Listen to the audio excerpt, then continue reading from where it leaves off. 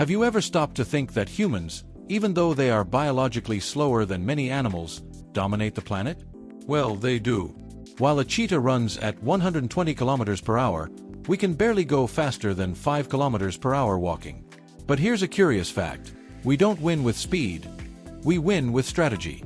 While nature relies on brute force, humans rely on ingenuity. And that's where the trick lies. Today, you'll understand why, even though we are weaker and slower, humans can compete with, and beat, even the fastest animals on Earth. Spoiler: when we use the right tools, we can leave any animal behind.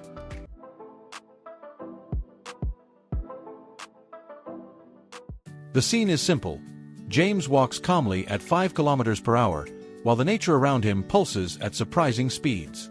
An ordinary human, on foot, seems like a slow-motion character compared to most animals. Even a house cat would leave James in the dust.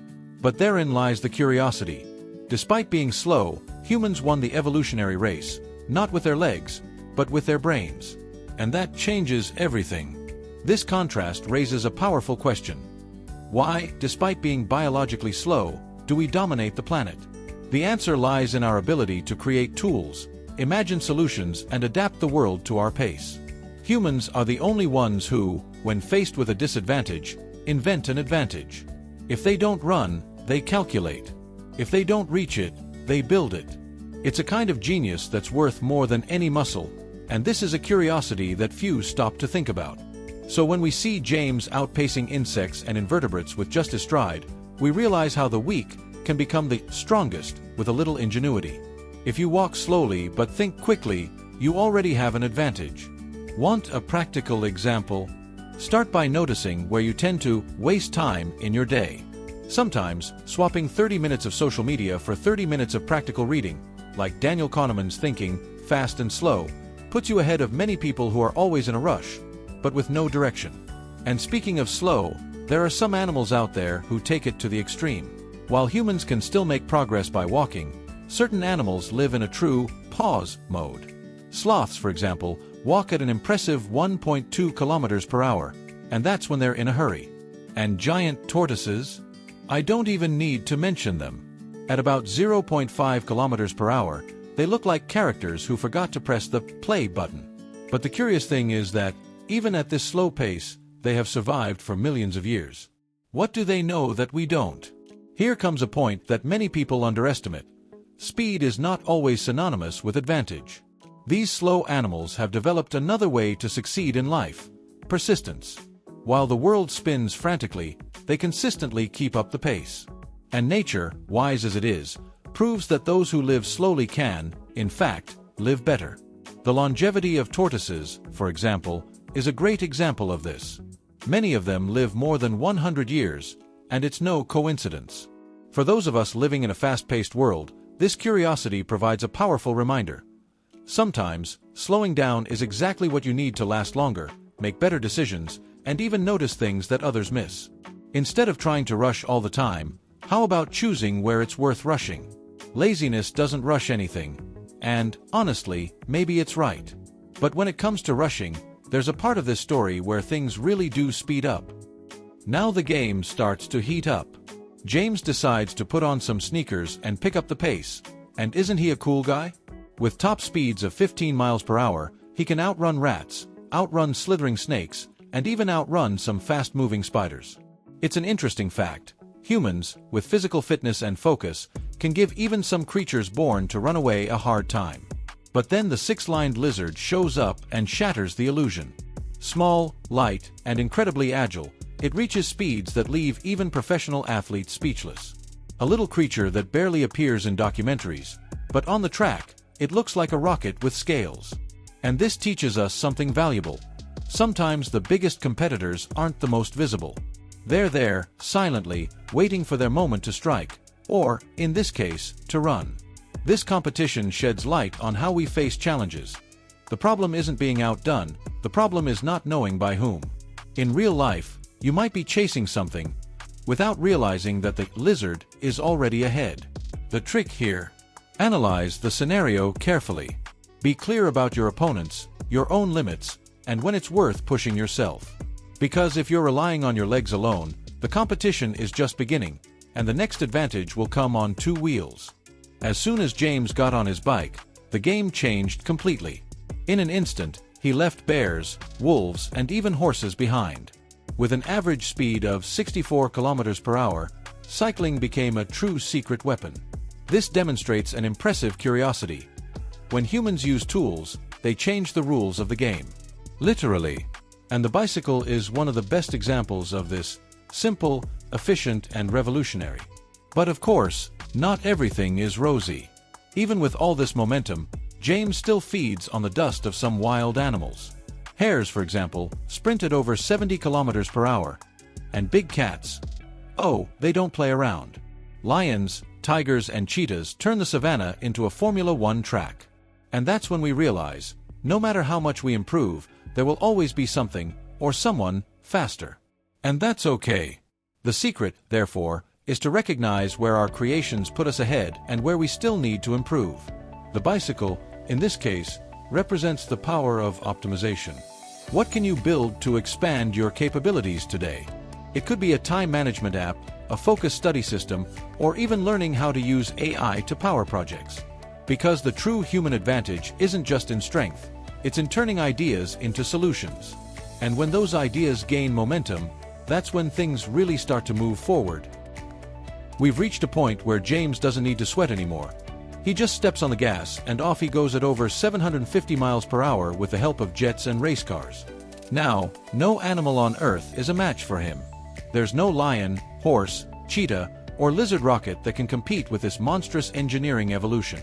And between you and me, this reveals an intriguing curiosity. Our greatest strength lies not in our bodies, but in our minds and what they can design. This achievement didn't come out of nowhere. It's the result of centuries of trial, error, and, above all, vision. Someone once looked at a rock, imagined a wheel, and started spinning the future. The car, then the engine, the airplane, the rocket. All this because we're not satisfied with what we have, we want to go further. And the good news?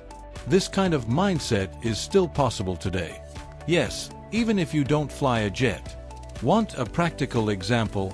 Learning to use technology can be your engine. Knowing how to program, use automation tools, and even understand investments. That's what separates those who walk from those who fly. Because when you figure out how to turn knowledge into momentum, the sky is literally no longer the limit. And since we're talking about the sky, does James also master the waters? Now it's James' turn to face a less than friendly environment, the water. Swimming with his own body, he reaches 4.8 kilometers per hour, enough to leave some eels and crabs eating foam. But let's be honest, you can't compete with a dolphin or a stingray with just your arm and leg, right? Here, the curiosity is clear. In the sea, we are slow and vulnerable visitors, unless we carry some hidden weapon. As soon as he put on his wetsuit and fins, things changed. Reaching 13 kilometers per hour, James is already swimming side by side with penguins, who are true natural torpedoes. And this leap in performance shows how small adjustments can make all the difference. Sometimes, we are almost at the right pace, we just need the right tool. A swimming paddle, a good breathing method, a coach, or, in life, a mentor. This is the kind of lesson that applies to any field. You might be floundering just because you haven't found what moves you yet. And when you do, everything flows. So if we can compete with the diving kings in the water, imagine what happens when we add a motor to the game. And oh, the next phase comes with a lot of aquatic speed. James barely makes it onto a speedboat before he seems to have changed species. Reaching an incredible speed of 90 miles per hour, he leaves behind the fastest fish in the ocean.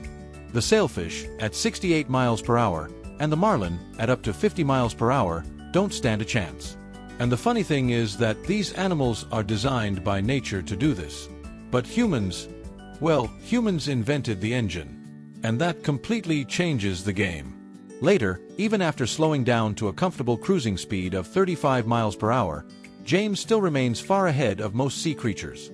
This scene reveals a little discussed point. Sometimes it's not about being the fastest, it's about maintaining consistency with intelligence. A cruise ship doesn't race, it moves forward with stability, grace, and purpose. And that's a powerful analogy for life, huh? How many times have you tried to swim faster, when in reality all you needed was a better boat? Instead of swimming against the tide, perhaps it would be wiser to build something that sails with it. Tools, partnerships, methods, all of these are fuel for your personal boat.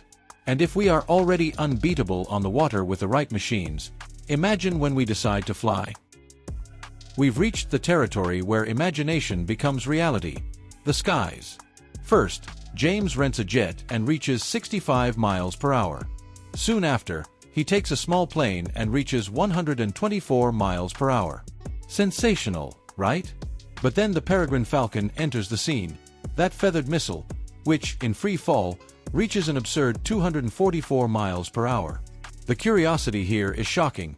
Even with all the technology, there are still times when nature surprises us. But human beings don't give up easily. James climbs aboard a jumbo jet and reaches 600 miles per hour, leaving even the Falcon in the dust, or rather, a cloud. The lesson behind this is that our ability to soar depends on how much we believe in our own engineering, be it emotional, intellectual, or technical. Technology gives us wings, but we are the ones who decide the route. And here's a point to remember fondly. Mastering the skies is more than flying fast, it's knowing where you're going. What's the point of overtaking everyone if you don't even know where you want to go? Curiosity drives us to explore, but it's direction that turns speed into achievement. And speaking of direction, how about going back to the beginning and understanding what all this has to do with you?